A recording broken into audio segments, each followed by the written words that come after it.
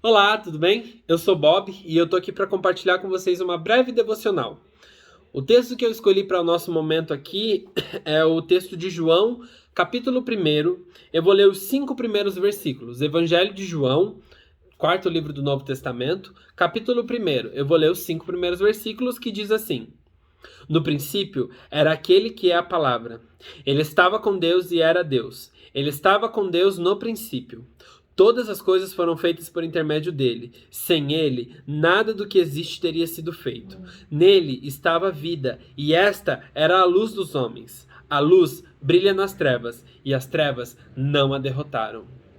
Sabe, muita gente fala por aí que quando a gente propõe um evangelho, quando a gente propõe uma teologia afirmativa da diversidade ou afirmativa sobre a população LGBT, a gente está cometendo liberalismo teológico, a gente está dobrando, manipulando a Bíblia e a palavra de Deus, e muita discussão surge em torno disso.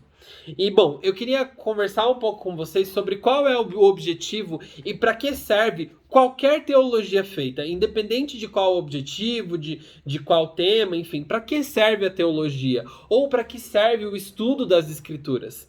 Bom, a Bíblia, esse livro aqui que eu estou usando, a minha versão é a NVI, ele é um livro que me diz que a palavra era Deus e estava com Deus.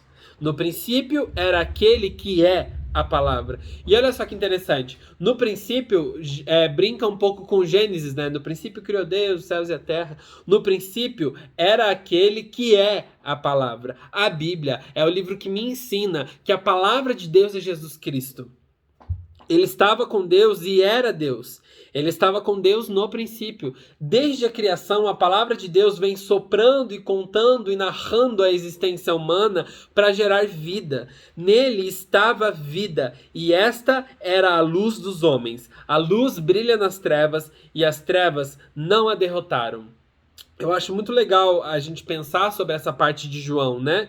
Nele estava a vida. Toda teologia precisa gerar vida. Quando usam teologia para gerar ansiedade, depressão, tentativa de suicídio, em quem quer que seja, seja na população negra, como foi feito há muito tempo atrás, quando a teologia dizia que Efésios capítulo 6 era literal, quando diziam que escravos sirvam bem aos seus senhores como se estivessem servindo a Deus. Esse é o princípio bíblico. Quando a teologia gera morte, quando interpretar a Bíblia gera morte, gera sofrimento, isso não pode ser palavra de Deus. A palavra de Deus gera vida, e é a própria Bíblia que me diz isso. A devocional de hoje é uma reflexão sobre o fato de que tudo aquilo que vem de Deus gera vida. Quando as pessoas usam a teologia, como tem sido muito utilizado recentemente, muitas lideranças evangélicas, muitas pessoas dizendo que é impossível produzir uma teologia afirmativa da diversidade. Essas pessoas não fazem ideia de que tudo que elas produzem, tudo que elas falam, nos púlpitos, nas suas redes sociais, nos seus espaços de poder e de fala, acaba gerando tentativa de suicídio, depressão, ansiedade, acaba fazendo com que as pessoas acabem saindo da fé cristã porque elas não se reconhecem como tal. E isso não pode ser palavra de Deus, porque a Bíblia me ensina que a palavra de Deus é vida. Nele estava vida, e esta era a luz dos homens. A luz brilha nas trevas, e as trevas não a derrotaram. Sabe uma coisa interessante? Aqui na minha Bíblia, no versículo 5, né, as trevas não a derrotaram, tem uma nota de rodapé que diz assim: ou trevas, mas as trevas não a compreenderam. Isso está aqui na minha Bíblia, na minha NVI. Então, uma outra palavra para derrotar é compreender. As trevas não compreendem essa luz. E aí eu vejo, nesse momento onde a população LGBT tem sido tão incompreendida pela igreja hegemônica, que diz que nós vamos para o inferno, que é impossível ser quem somos e ser cristão, ou cristã. E aí eu vejo que muitas vezes talvez nós não sejamos compreendidos, porque de fato a luz de Cristo que brilha em nós faz com que nós não possamos ser compreendidos, mas isso não vai fazer com que a gente pare, isso não vai fazer com que a gente cesse de pregar a palavra de Deus, com que a gente cesse de pregar Cristo para todas as pessoas, sabe?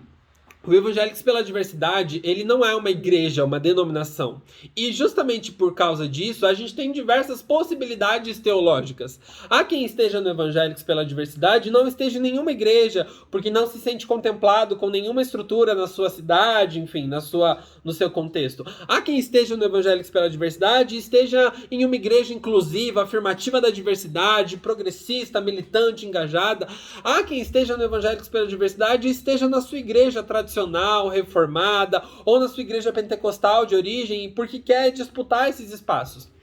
E aí a gente fica pensando, qual é a função do Evangélicos? Talvez a nossa função, o nosso ministério como organização cristã, seja justamente de promover, para quem quer que seja nesse grande contexto cristão evangélico, a certeza de que há lugar na graça de Deus para todas as pessoas. E aí eu quero lembrar de Tito, capítulo 2, versículo 11, que diz exatamente isso, porque a graça de Deus se manifestou salvadora a todas as pessoas. E o nosso ministério como evangélicos é de afirmar e proclamar que não há limite na graça de Deus. Ninguém pode dizer que a graça de Deus não me alcançou ou que eu não existo como cristão, porque a minha existência como eu, Bob, homem, gay, cristão, cisgênero, ela existe, ela é afirmada e ela é garantida. Simplesmente pelo fato de que eu tô aqui gravando esse vídeo para vocês. Então sim, nós existimos, independente do que as pessoas pensem a nosso respeito.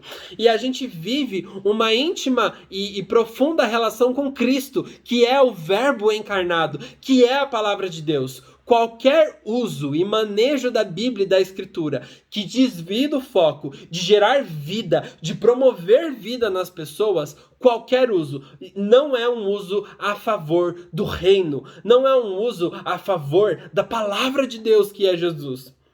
E eu queria encerrar esse momento dizendo que, bom, nas próximas semanas vocês vão receber uma série de devocionais de várias pessoas muito diferentes, pessoas que vão vir aqui com perspectivas talvez mais histórico-críticas do texto, pessoas que vão vir com perspectivas gramático-históricas do texto, e todas essas perspectivas são possíveis. A gente não está aqui para defender nenhum necessário manejo das escrituras, a gente está aqui para defender que todo o manejo das escrituras precisa ser feito para gerar vida, inclusive vida sobre a população LGBT. Se você está assistindo essa devocional que eu tô gravando para você e vai assistir as próximas que vão vir nas próximas semanas, o meu recado para você é: sim, a palavra de Deus gera vida, e a vida que eu sinto e que eu quero compartilhar com você, e a vida que vai ser compartilhada nas próximas semanas com as outras pessoas que vão vir aqui, são vidas manifestadas e afirmadas na Bíblia, porque a Bíblia é um livro que conta a história da palavra de Deus, que é Jesus Cristo.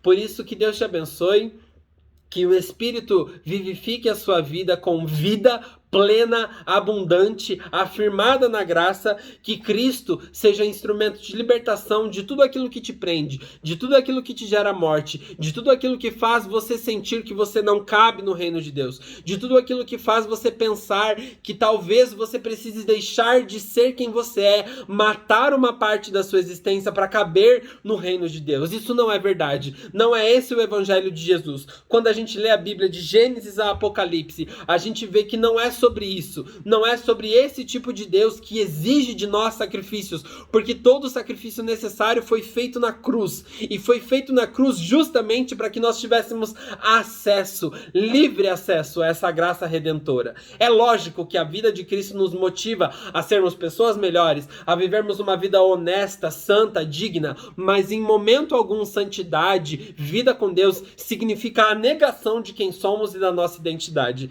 Que Deus te abençoe aqui essa semana, nas próximas semanas, com as devocionais que forem vindo. Vai ser uma alegria partilhar desses momentos com você, com as várias outras pessoas que vão surgir aqui, e que isso seja a chave central. Nós, no Evangélicos pela Diversidade, aceitamos uma pluralidade de perspectivas teológicas, desde os que não têm igreja, desde os que têm igreja e são igrejas afirmativas, das pessoas que estão em seus contextos denominacionais ainda não afirmativos, porque todos e todos nós fazemos parte do reino de Deus. Que Deus te abençoe, fica na paz, um forte abraço e até mais.